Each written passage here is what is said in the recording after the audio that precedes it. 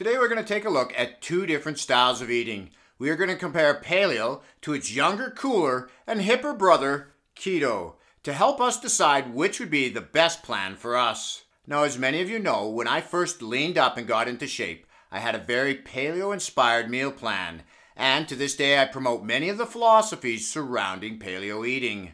What a lot of you may not know is that I have done a ketogenic diet before and put myself into ketosis.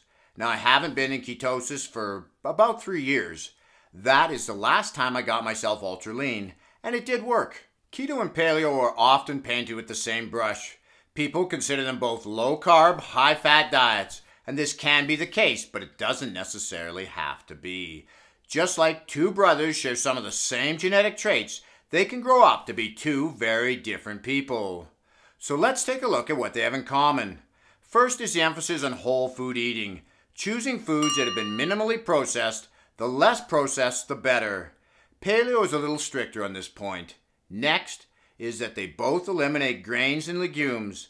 They do it for different reasons. A paleo diet, in theory, is based on what they felt early humans ate, which is why it's often referred to as the Caveman diet. And this, along with the fact that they contain anti-nutrients that interfere with the body's ability to absorb nutrition, is why they avoid them. Keto, on the other hand, doesn't consume grains and most legumes because of their carb content. Both plans remove all added and refined sugars, with this time paleo being a little more lenient as it allows unrefined sources like honey. When we look at the ways these two plans are alike, the biggest advantage of both of them is the emphasis on whole food eating, and this is the foundation of any successful meal plan, whether it is to lose weight or build muscle, as it gets the most quality nutrition into our bodies for the least amount of calories. Now let's take a closer look at the differences, as this will better help us decide what would be the best fit for us. The biggest difference between the two is the focus on ketones. This is the main goal of a keto diet, raising ketones until you reach nutritional ketosis. Ketones are an alternate energy that comes from the fat the body uses when it doesn't have enough of its preferred energy source, glucose, which comes from carbohydrates. These ketones come from both the fat you ingest as well as your stored body fat, hence the appeal to people who want to lose weight. It is this emphasis on using fats for energy that brings us to the next big difference, and it is probably no surprise that a ketogenic diet is higher in fat and lower in carbs than paleo.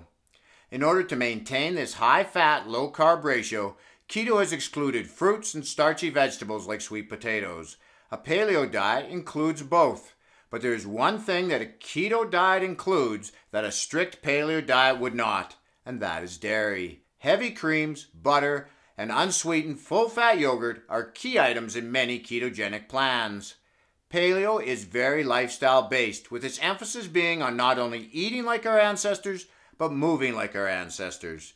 Keto, on the other hand, is a more macronutrient-based diet, needing to ensure they are always in ketosis by keeping their fats over 60% and their carbs no higher than 10% of their overall calories. In some ways, keto has an advantage because they track macronutrients. This greater food awareness can help you keep your diet balanced. With such a high-fat diet, you really need to be aware of where that 10% carbs is coming from, making sure they are from non-starchy vegetables so you can take advantage of the micronutrients they contain. Paleo doesn't limit the amount of any of their approved foods. The reasoning is that depending on where your ancestors lived, their macros would have been different. And I can't argue this, but our goals are probably very different than our ancestors, so we could benefit from having a greater awareness of the macronutrients we are consuming. One of the great things about a keto or paleo diet is it gives us a structure to work from. Most people have no idea what they should be eating or how it breaks down into macros, let alone micronutrient-wise. Now, if you find the thought of trying to track your macros a little overwhelming, you would be better off starting out with a more paleo-inspired eating plan like the one I did a video on not too long ago. Then, once you become used to that, and if you want to tune your diet a little bit more, then you could take a look at tracking your macros and possibly even keto. But no matter what you decide, you need to keep working out while having fun. This is Lawrence from Fit and 50. We'll talk to you again in the next one.